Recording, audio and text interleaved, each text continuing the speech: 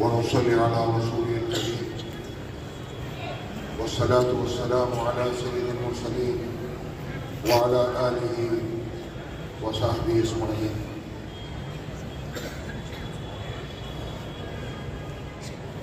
عزیزان محترم، انسان پر زندگی میں کئی بار ایسا وقت آتا ہے جب وہ اپنے آپ کو بے بس اور مجبور محسوس کرتا ہے۔ آج یہی حال دنیا میں مسلمانوں کا ہے، جہاں مسلمان سخت آزمائش اور امتحانی کیفیت سے گزر رہا ہے۔ غزہ، لبنان، سیریا، سوڈان، یمن، عراق، یہاں کے بے بس عوام دنیا انسانیت کو پکار رہے ہیں، لیکن حیوانیت کا یہ ننگا ناچ آج بھی برابر جاری ہے۔ غزہ میں ہزاروں شہید ہوئے، ہزاروں زخمی، لاکھوں بے گھر۔ اس تباہی اور بربادی کے بعد بھی مسلم ممالک بیدار نہ ہو سکے تو اس کو کیا کہا جا سکتا ہے؟ فلسطین۔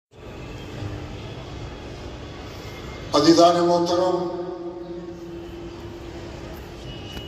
اگر میں اپنے ملک کی بات کروں، آج وطن عزیز کے جو حالات ہیں اور جس سے آپ اور ہم گزر رہے ہیں، آج ہم سب کو مل کر یہ طے کرنا ہوگا کہ یہ ملک کس رخ جانا ہے۔ ہم نے آئین میں جس پر آج بھی سب کا اتفاق ہے، آج کی حکومت نے 2015 سے کانسٹیٹیوشن ڈے یعنی یوم آئین سرکاری طور پر منانے کا ملک کے وزیر اعظم نے فیصلہ کیا تھا۔ اس حوالے سے ہر سال اس دن دونوں ایوانوں میں یعنی راجیہ سبھا اور لوک سبھا کا اجلاس بلایا جاتا ہے۔ اس میں صدر، نائب صدر، وزیر اعظم، قائد حزب اختلاف یعنی اپوزیشن لیڈر، اسپیکر اور وزیر پارلیمانی امور اسٹیج پر بیٹھے ہوتے ہیں۔ سامنے لوک سبھا اور راجیہ سبھا کے اراکین ہوتے ہیں اور خطاب پوری قوم سے ہوتا ہے۔ میں آج آپ کو یہ بتا دوں کہ میں کوئی جذباتی تقریر کرنے کے لیے آج نہیں آیا ہوں، بلکہ حقائق اور جو فیکٹس ہیں، جو حقائق ہیں، جو ملک میں ہو رہا ہے، اس ملک کے حالات پر وزیر اعظم سے کھل کر بات کریں۔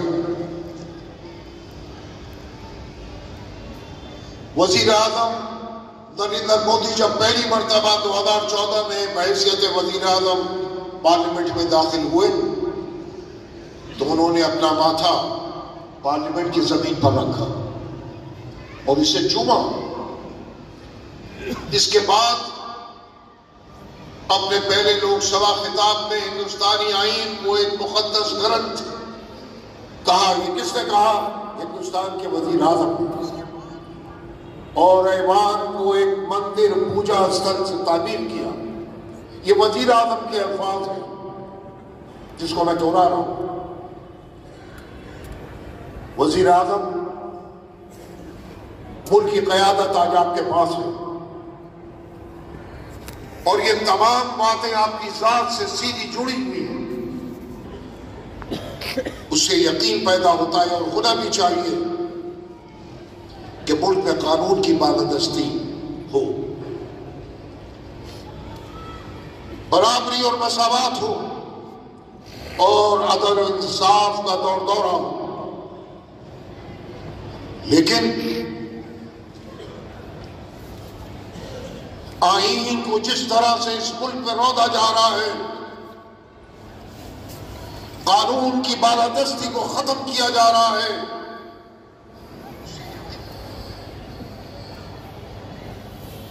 اس سے ہندوستان کی اقلیتوں میں بالعموم اور مسلمانان ہند میں بالخصوص سابقہ چند سالوں میں احساسی محرومی پیدا ہوئی، اور ہر سیکولر انسان، اس ملک کا عوام، خصوصاً مسلمان، آج یہ کہتے سنا جا رہا ہے کہ اس ملک کا مستقبل کیا ہو، آنے والی نسلوں کے مستقبل کا کیا ہوگا، ہمارے بچوں کا مستقبل کیا ہوگا۔ ہم نے اور آپ نے اس ملک میں زندگی جتنی تھی گزار لی، اب رخصتی کا وقت ہے۔ میں اپنی ہم عمر لوگوں کے تعلق سے بات کر رہا ہوں، لیکن جو نوجوان ہیں، جو نئی نسل ہے، اس کا مستقبل اس ملک پہ کیا ہوگا؟ کیا مذہبی آزادی رہے گی؟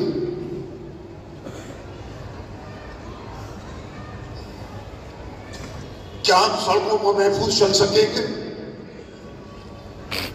عورتوں کی عزتیں محفوظ رہیں گی؟ بازارات اور مساجد محفوظ رہیں گے؟ یہ ایک سوال ہے جو گردش کر رہا ہے ہندوستان کے عوام کے ذہنوں میں، خصوصاً مسلمانوں کے ذہنوں میں۔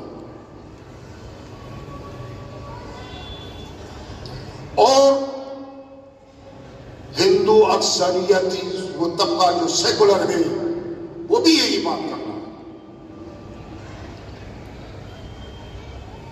اس ملک میں عوام میں جہاں اکثریت غیر مسلموں کی ہے، ہندوؤں کی ہے، اکثریتی طبقہ اس ملک کے حالات سے پریشان ہے، یہ حقیقت ہے۔ لیکن ایک طبقہ ہے غیر مسلموں کا جو ملک کے حالات کو تباہی و بربادی کی طرف لے کر جا رہا ہے۔ وزیر اعظم، میں آپ سے مخاطب ہوں، اس کو روکنا، ملک کو تباہی و بربادی کی طرف جانے سے روکنا، وزیر اعظم یہ آپ کی ذمہ داری ہے۔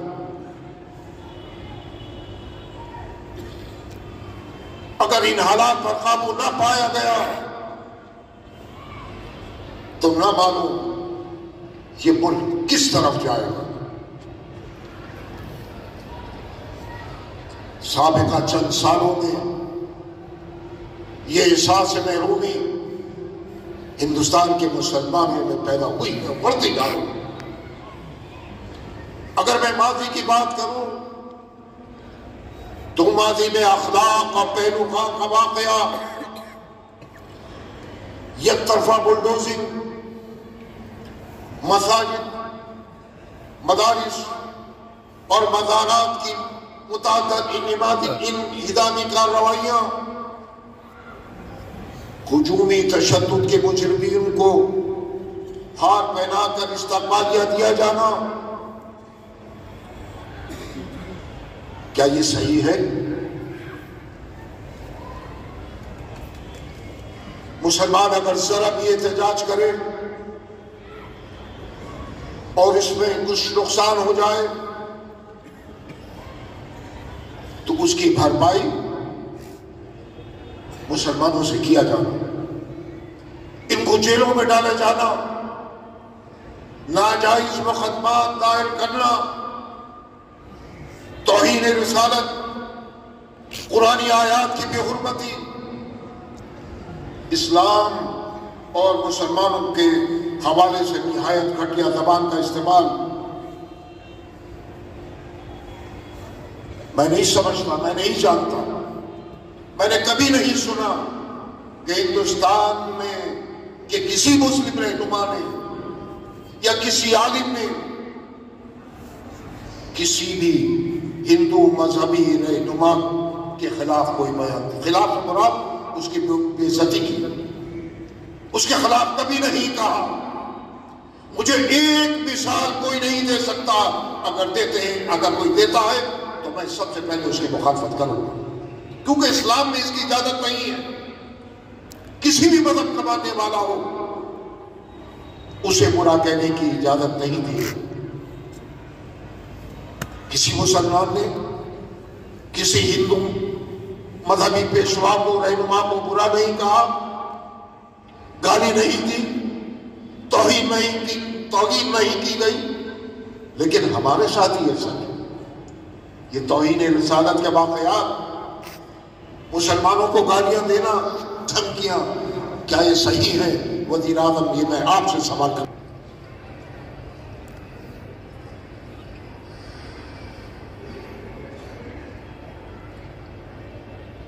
عزیزان محترم،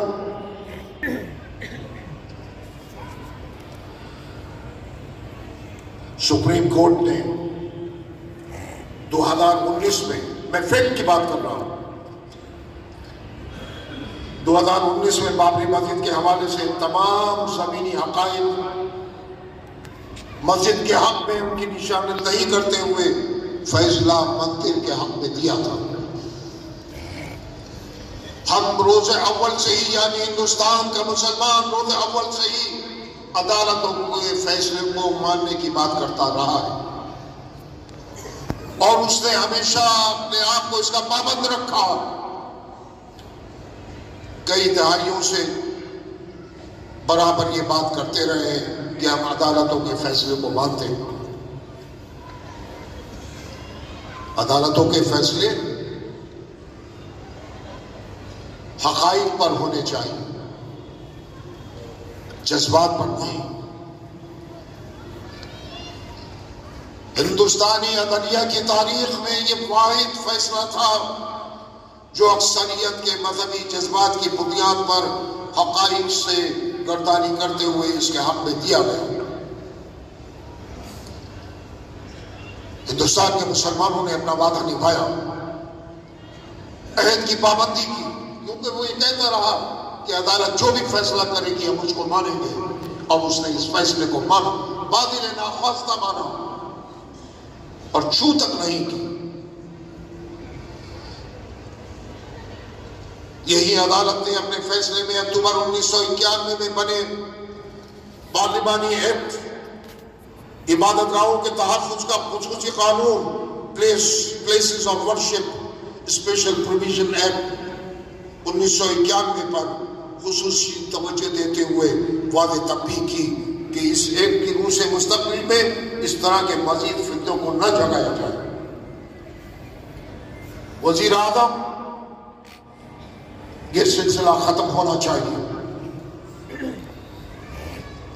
لیکن ساتھ میں فیصلے میں کچھ ایسی گنجائش چھوڑ دی گئی جس کا غلط استعمال اب روز کا وتیرہ ہو گیا۔ جامع مسجد بدایوں، کرناٹک، مدھیہ پردیش اور دیگر ریاستوں میں اس طرح کے دعوے اور سروے کی باتیں نہ ختم ہونے والا یہ سلسلہ، شاہی جامع مسجد سنبھل اور سروے کی باتیں نہ ختم ہونے والا یہ سلسلہ خواجہ معین الدین چشتی غریب نواز کی درگاہ تک پہنچ چکا ہے۔ آخر ہم اس طرح کے معاملات کو کہاں تک لے جانا چاہتے ہیں؟ اب یہ سلسلہ سروے سے بڑھ کر دنگوں، ہلاکتوں، یک طرفہ زیادتیوں، قید و بند کی صورتوں اور نفسیاتی محرومیوں کی حدوں کو پار کرتا جا رہا ہے۔ سنبھل میں ایک ضلع میجسٹریٹ آنند فانند میں سروے آرڈر دیتا ہے، 2 گھنٹے میں اس پر عمل ہو جاتا ہے، سروے ٹیم تشکیل دی جاتی ہے، اور اسی دن سروے بھی کر لیا جاتا ہے. میرے خیال میں ہندوستان کی تاریخ میں یہ پہلا سروے ایسا ہوا کہ عدالت نے ایک ہی دن میں اس درخواست کو بھی ایڈمٹ کیا اور فیصلہ بھی دیا اور سروے بھی ہو گیا. مسجد کمیٹی، میں سبل کی بات کر رہا ہوں، سبل جامع مسجد کی مسجد کمیٹی جو براہ راست فریق ہے، اس کے صدر خود وکیل بھی ہیں، ان کو بھی نہیں سنا جاتا. ایسی جلد بازی کیوں؟ کیا کسی نئے فتنے کو جگانے کے لیے ایسا کیا گیا؟ یہ اپنے آپ میں ایک سوال ہے. جبکہ پرامن طریقے سے پہلا سروے کرایا گیا، کمیٹی کے لوگ سنبھل لوک سبھا کے رکن ضیاء الرحمان پر وہاں موجود رہے اور خوش اسلوبی سے یہ پہلا سروے انجام پا گیا. ایک مرتبہ سروے کرنے میں فیصلے کی گنجائش تھی، لیکن پھر 2 دن بعد دوبارہ سروے بنا عدالت کی اجازت کے کیا گیا. اطلاعات یہ ہے کہ ڈسٹرکٹ مجسٹریٹ نے یہ آرڈر کیا دوسرے سروے کا. صبح نماز فجر کے وقت ٹیم وہاں پہنچتی ہے. اگر ٹیم میں صرف سروے سے متعلق اراکین ہوتے تب بھی ہمیں صبر آ جاتا، لیکن اس کے ساتھ غیر متعلق لوگوں کا نعرے لگاتے ہوئے مسجد میں داخل ہونا اس بات کا ثبوت ہے کہ نیت سروے کی کم، دنگے کی زیادہ تھی. عوام کا اس پر غصہ ہونا، احتجاج کرنا فطری تھا.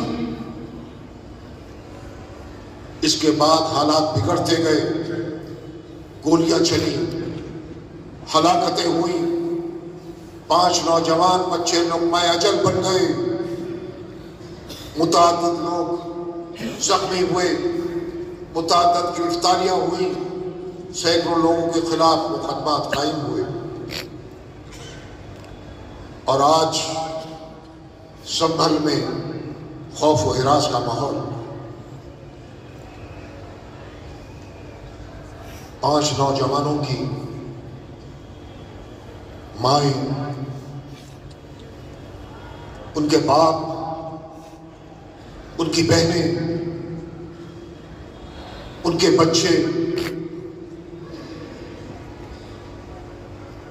آج تڑپ رہے ہیں.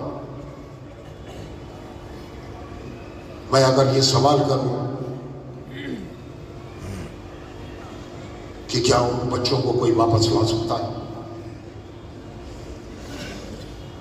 کیا اس ماں اور اس بہن اور اس بیوی کی تڑپ کو آپ اور ہم محسوس کر سکتے ہیں؟ اتنا سا. لیکن جو تڑپ ماں باپ اور بہنوں کے دلوں میں ہے، اس کے برابر ہم اس تڑپ کو محسوس نہیں کر سکتے. لیکن یہ سخت دل جنہوں نے گولیاں چلائی، جنہوں نے بچوں کو اس دنیا سے رخصت کیا، اس کا ذمہ دار کون؟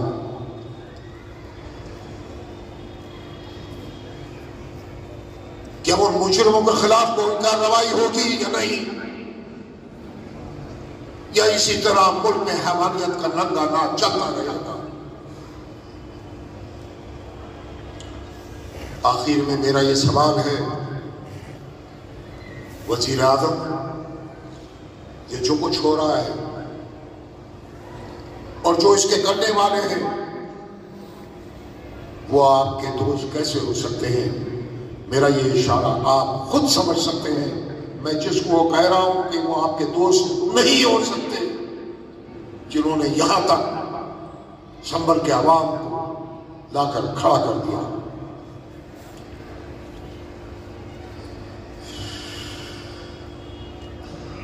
سپریم کورٹ کے فیصلے میں عبادتگاہوں کے تحفظ کے لیے جو اشاریے دیے گئے ہیں ان پر عمل کرنا اور کروانا یہ وزیر اعظم آپ کا کام ہے، تاکہ ملک میں یہ فتنے پیدا نہ ہو، اس کو روک لگانا، اس کو بند کرنا۔ اس حوالے سے ایک سخت موقف وزیر اعظم آپ کو لینے کی ضرورت ہے۔ اس روشنی میں جس کا ذکر آپ یوم آئین پڑھ کرتے چلے آئے، آخر میں میں ایک بات وزیر اعظم آپ سے کہنا ضروری سمجھتا ہوں۔ ہماری لڑائی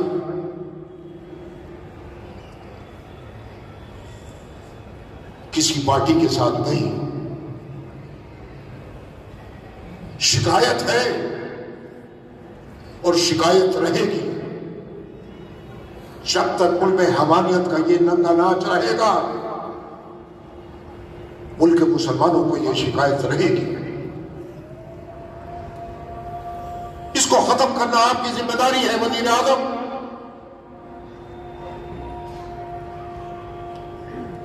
ہم آپ سے یہ پوچھنا چاہتے ہیں کہ ہندوستان کے مسلمانوں کی کیا غلطی ہے؟ الزام لگتا ہے کہ مسلمان گوکشی کرتا ہے۔ ہم کہتے ہیں پورے ملک میں گوکشی پر پابندی لگائیے، کوئی ایک مسلمان ایسا قانون اگر بنتا ہے تو اس کو کوئی اعتراض نہیں، لیکن گوکشی کے نام پر موب لنچنگ، اس کو صحیح نہیں کہا جا سکتا۔ آپ قانون بنائیے کہ کسی بھی مذہبی رہنما کی بے حرمتی کے خلاف زبان نہیں کھولی جائے گی، چاہے وہ مسلمان مذہبی پیشوا ہو، ہندو ہو، سکھ ہو، عیسائی ہو، پارسی ہو، بدھسٹ ہو، بنائیے قانون تاکہ کسی کی جرأت نہ ہو۔ یہ توہین رسالت کے واقعات ملک میں جو بار بار ہوتے ہیں، یہ سلسلہ یہ ختم ہونا چاہیے۔ اور میں آپ سے کہتا ہوں کہ آپ سے ہم کھل کر بات کرنا چاہتے ہیں، ایک دفعہ پہلے بھی کہہ چکا ہوں، آپ ملک کے 135 کروڑ کے عوام کے نمائندے ہیں۔ وزیر اعظم کسی ایک فرقہ یا کسی ذات کا نہیں ہوتا، وہ ملک کے عوام کا وزیر اعظم ہوتا ہے۔ آپ ملک کے وزیر اعظم ہیں اور تمام شہریوں کے نمائندگی آپ کر رہے ہیں اس ملک میں۔ ہم آپ سے کہتے ہیں، ہم آپ سے کھل کر بات کرنا چاہتے ہیں۔ میں اس کے لیے تیار ہوں، آپ سے بات نہ کریں تو کس سے بات کریں؟ 3 لوگ مسلمانوں میں آپ طے کر لیجئے اور 3 غیر مسلموں میں، ہندوؤں میں ہم بیٹھ کر بات کریں کہ بتائیے کیا شکایت ہے مسلمانوں سے۔ اگر کوئی شکایت ہے ہم اس کا ازالہ کرنے کے لیے تیار ہیں۔ جو ہندو مذہبی رہنما ہو وہ بھی ہمارے سامنے رکھے بات، ہم اس کا جواب دیں گے، کوشش کریں گے کہ شکایتیں دور ہوں، اور ایک اپنا نمائندہ وزیر مقرر کیجئے جس کی موجودگی میں گفتگو ہو، تاکہ ملک میں نفرت کا یہ ماحول ختم ہو۔ اس نفرت کے ماحول نے ملک کو تباہی کی طرف پہنچا دیا۔ جیسا میں پہلے ذکر کر چکا ہوں اپنی آج کی تقریر میں کہ ہر شخص پریشان ہے، اپنے لیے تو ہے ہی، آنے والی نسلوں کے لیے وہ پریشان ہے، اس کو دور کیجیے۔ شکایتیں ہو سکتی ہے، اس کو دور بھی کیا جا سکتا ہے۔ 2 ملک آپس میں جب لڑتے ہیں اس کے بعد پھر ان کو ٹیبل پر آنا پڑتا ہے بات چیت کے لیے، چاہے وہ جنگوں کا ماحول ہو۔ ابھی آپ نے پڑھا ہوگا اخبارات میں کہ اسرائیل اور حزب اللہ کے درمیان ایک معاہدہ ہوا ہے، چاہے وہ وقتی معاہدہ ہوا ہو لیکن ہوا ہے. ہو سکتا ہے اللہ رب کریم ایسا ماحول پیدا کر دے کہ چاہے وہ غزہ ہو چاہے وہ لبنان ہو، ہر جگہ ان کا ماحول آنا پڑتا ہے. یہ تو دو فرقوں کا معاملہ ہے، ہندو اور مسلمان. میں اکثریت کی بات نہیں کر رہا، اس فرقے کی اکثریتی فرقے میں سے ان چند لوگوں کی جو ملک میں ایسا ماحول خراب کر رہے ہیں. اور میں اگر صفائی سے کہوں کہ آپ کی پارٹی کے لوگوں نے بھی کوئی کسر نہیں چھوڑی ملک کو گالیاں دینے، مسلمانوں کو گالیاں دینے میں اور ملک میں نفرت کا ماحول پیدا کرنے میں. آئیے وزیر اعظم، اپنے سینے کو آپ چوڑا کیجئے اور مسلمانوں سے بات کرنے کے لیے ایک ماحول بنائیے تاکہ ملک میں فرقہ پرستی کا یہ ماحول، نفرت کا یہ ماحول ختم ہو سکے. یہ آپ کی ذمہ داری ہے، اس امید کے ساتھ کہ آپ اس پر سنجیدگی کے ساتھ غور کریں گے. وآخر دعوانا ان الحمدللہ رب العالمین. خدا آپ کا ہم سب کا حامی و ناصر.